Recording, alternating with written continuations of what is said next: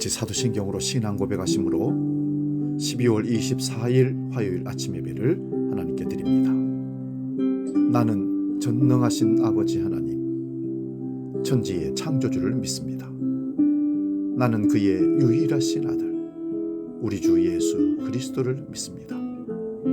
그는 성령으로 잉태되어 동정녀 마리아에게서 나시고 본디오 빌라도에게 고난을 받아 십자가에 못 박혀 죽으시고 장사된 지 사흘 만에 죽은 자 가운데서 다시 살아나셨으며 하늘에 오르시어 전능하신 아버지 하나님 우편에 앉아 계시다가 거기로부터 살아있는 자와 죽은 자를 심판하러 오십니다. 나는 성령을 믿으며 거룩한 공교회와 성도의 교제와 죄를 용서받는 것과 몸의 부활과 영생을 믿습니다. 아멘.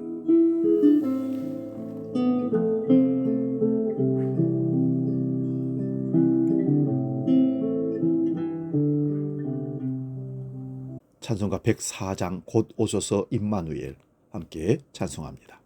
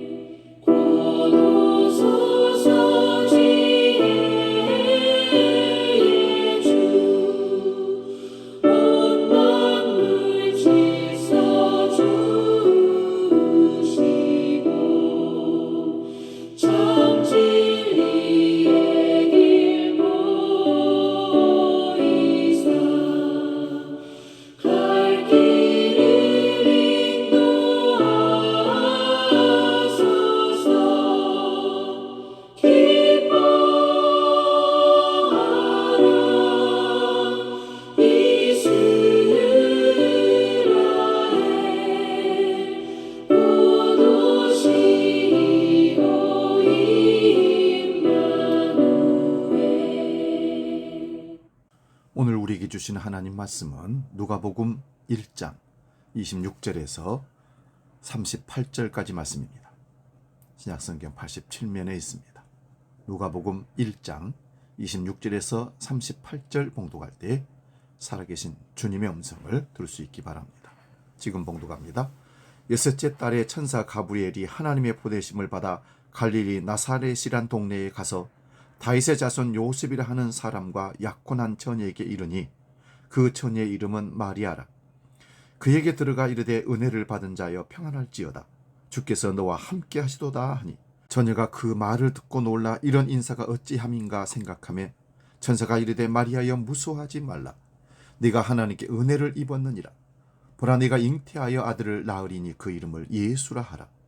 그가 큰 자가 되고 지극히 높으신 이의 아들이라 일컬어질 것이요 주 하나님께서 그 조상 다윗의 왕위를 그에게 주시리니 영원히 야곱의 집을 왕으로 다스릴 것이며 그 나라가 무궁하리라. 마리아가 천사에게 말하되 나는 남자를 알지 못하니 어찌 이 일이 있으리이까. 천사가 대답하여 이르되 성령이 내게 임하시고 지극히 높으신 이의 능력이 너를 덮으시리니 이러므로 나실 바 거룩한 이는 하나님의 아들이라 일컬어지시리라. 보라 네 친족 엘리사벳도 늙어서 아들을 배었느니라.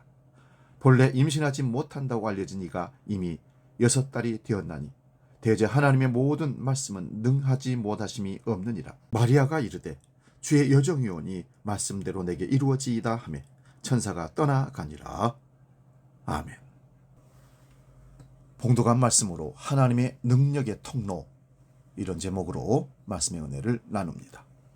어느덧 소망하며 기다리는 대림절 넷째 주 성탄절 하루 전날입니다. 매년 맞이하는 성탄절이지만 올해는 좀 더 특별한 성탄절이 되었으면 합니다. 독일의 헬무트 틸리케라는 신학자의 말을 빌리자면 그는 말하기를, 하나님은 우리가 어디에 있든 자기 백성을 찾으러 오시는 분이시다. 성탄이 우리에게 말해주는 것이 바로 이것이다라고 말했습니다. 이것이 바로 성탄 메시지입니다. 하나님께서는 내가 어디에 있든 나를 발견하시고 나를 찾아오시는 분이십니다. 절망에 빠져 모든 것을 포기하려는 그 순간 찾아오셔서 위로하시며 우리의 손을 잡아주시는 분이십니다. 그러므로 기억하시기 바랍니다. 절망의 그 순간이 하나님께서 역사하시는 시작의 순간이라는 사실을 말입니다. 하나님의 은혜란 내가 원하는 대로 이루어지는 것이 아니라 하나님의 뜻이 내게서 이루어지는 것이 온전한 은혜입니다. 처녀 마리아가 살고 있던 나사렛 지역은 모든 면에서 힘든 지역이었습니다. 뿐만 아니라 마리아 역시도 곤란한 상황 가운데 놓여 있었습니다. 그런데도 천사는 마리아에게 찾아가 말하기를, 은혜를 받은 자여 평안할지어다라고 선포하고 있습니다. 이것은 어려운 말로 하나님의 주권적 선포였습니다. 선택의 여지가 없습니다. 하나도 은혜스럽지 않은데 하나님께서 은혜를 선포하신 것입니다. 처녀가 임신한 것이 어떻게 은혜입니까? 집에서 환영받지 못할 뿐만 아니라 마을에서도 자칫 돌에 맞아 죽을 지경입니다. 그런데 하나님께서는 은혜를 선포하셨습니다. 그가 예수 그리스도를 잉태했기 때문입니다. 예수 그리스도란 이름 하나로 모든 수치가 가려질 것이기 때문입니다. 예수 그리스도 오직 그분이 은혜입니다. 고통스럽고 힘들고 어려워도 예수 그리스도만 나의 구주가 되신다면 그것은 은혜인 것입니다. 하나님의 유일하신 아들 예수 그리스도께서 나를 위해 이 땅에 오셨고 나 때문에 죽으셨고 자격 없는 나에게 하나님의 자녀가 되는 권세를 주셨으니 이것이 곧 은혜라는 말씀입니다. 그 은혜로 당당히 이겨나가시는 믿음의 용사들이 다 되시기를 주의 이름으로 축원합니다. 하나님의 주권적인 뜻을 이루고 살아가는 바로 우리가 은혜 받은 사람들입니다. 마리아는 잠잠히 하나님의 뜻에 순종할 줄 아는 사람이었습니다. 사실 당시 문화로 처녀가 아이를 갖는다는 것은 상상도 할 수 없고 납득할 수 없는 큰 사건입니다. 너무나도 충격적인 일입니다. 그런데도 마리아를 보십시오. 그리고 요셉을 보시기 바랍니다. 그들은 호들갑 떨지 않았습니다. 하나님의 말씀이 천사를 통하여 선포되자 괴로워하지도 않았고 힘들어하지도 않았습니다. 그저 믿음으로 받아들이고 기다릴 뿐이었습니다. 성숙한 믿음의 사람은 조용히 인내하며 하나님의 때를 기다리다가 그 약속이 성취됨을 볼 줄 아는 사람입니다. 때문에 마리아는 오늘 본문 45절에서 주께서 하신 말씀이 반드시 이루어지리라고 믿은 그 여자에게 복이 있도다라고 칭찬도 들었고 46절 이하에서는 벅차오르는 감격으로 하나님을 찬양할 수 있었던 것입니다. 잠잠히 기다려 보십시오. 놀라운 일들을 경험하게 될 것입니다. 그 은혜로 찬송하며 살아가는 저와 여러분 될 수 있기를 다시 한번 축원드립니다.